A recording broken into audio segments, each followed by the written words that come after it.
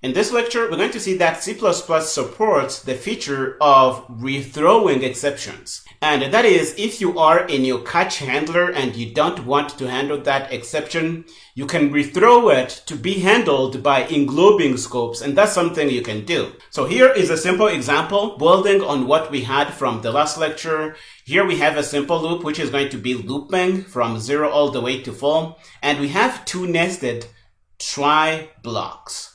The first one is going to have a catch block down below here, and the inner one is going to have its own catch block, which is going to be living within these two curly braces. But the inner try block is going to have a catch block, which is only going to handle warnings. This is the setup we want to do here. And if we are not dealing with the warning, we are going to rethrow the exception. And the syntax to rethrow is what you see here. You just say throw and put a semicolon, and this is going to throw the exception to be handled by englobing scopes. What this is going to do, warnings are going to be handled in this inner catch block, but anything that is not a warning is going to be propagated to the outer scope. So that's going to be propagated to the outer try block, and the exceptions are going to be forwarded to this catch block where we're going to be catching them. And here we're going to be able to handle either small errors and critical errors, and we're going to see these messages printed out. And this is how we can do this. Some of you must be thinking, why not throw using the syntax like this and specify the name of the exception that we want to throw? Well, this is going to make an unnecessary copy of the parameter that we have here, because this is going to rethrow this. And because we are making a copy, we run the risk of slicing off data. Because the type of xinner is something is wrong, this is the most base exception we have in our class.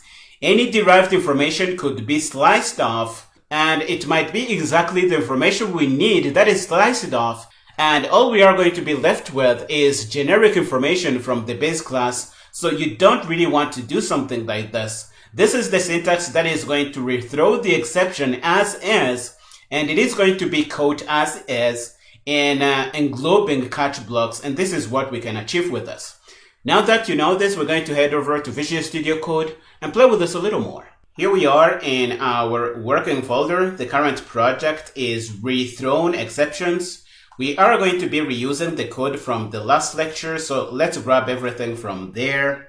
And we are going to put all these files in our current project. Let's do this. And we are going to open this up in Visual Studio Code. We have our exceptions in our exceptions header. We are not going to modify this. All we are going to do is change the code in our main CPP function. We can remove the loop we have here, and we are going to put in our new loop. We're going to put that in here and close the left sidebar so that we can see everything. We are going to be looping 5 times from 0 all the way to 4, but we are going to set up 2 nested try blocks. The inner try block is going to have a catch block, which is only going to handle warnings. And we achieve this by looking at the dynamic type of our base reference here. If the base reference is managing a warning object dynamically, we will jump into here and handle this however we can. And if it's not a warning, we are going to hit the else block here and rethrow this exception to be handled by englobing scopes. The englobing scopes happen to be the try block here, so we are going to be using its catch block to handle anything that is not a warning. So our small errors and critical errors are going to be handled in this guy here, and this is what we can achieve with this setup here.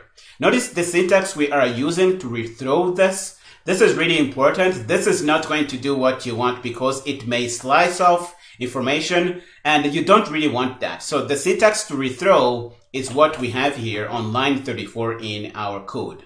So let's run and see that this is actually doing what we want. This is going to be reusing exactly the same do something function we had from the last lecture, so no change is needed here.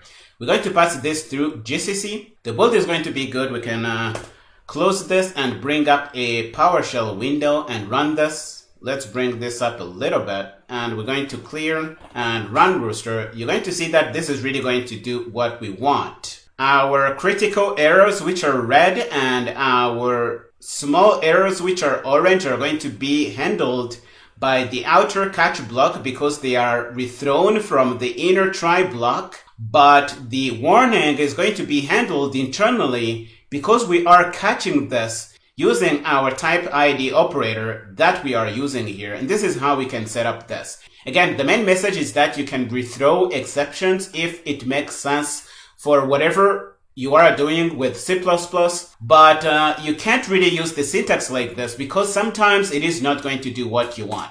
For example, here, the type of our exception here is something is wrong, which is the base type. And if we do something like this, this is going to make a copy and it is going to slice off any information we might have for derived classes. And this is not going to do what we want. Let's try and run this and you're going to see that this is not going to do well. We are going to try and build this with GCC, our favorite compiler. The build is going to be good. We can clear and run Rooster. And now you see that we have lost our color information. We are just left with base information. And this is what I meant here.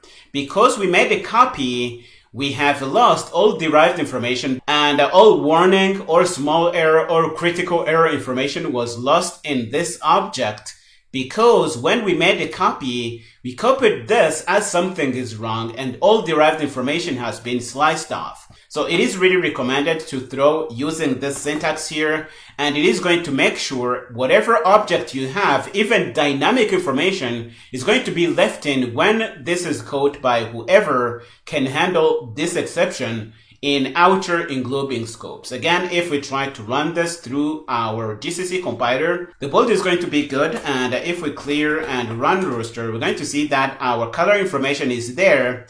And this color information is maintained in our derived classes as we have seen before. And you see that our color information is added in our virtual functions in derived classes. We have this color in warning, small error, and critical error, but we don't have this in our base class. And if you slice your information off using this syntax, you're going to lose all this color information, and this is really bad. This is really all I had to share in this lecture. I hope you found it interesting. We are going to stop here in this one. In the next one, we're going to learn about program custom termination. Go ahead and finish up here and meet me there.